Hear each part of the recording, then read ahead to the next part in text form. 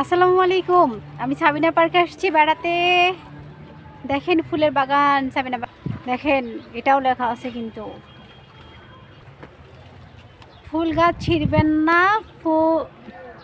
ছিঁড়লে ফুল গাছ নষ্ট করলে 1000 টাকা জরিমানা। দেখছেন, সাবধান হয়ে যাবেন সবাই।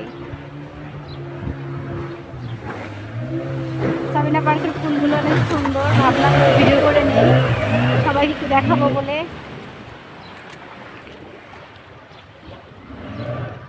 এটা দেখেন আনকমন।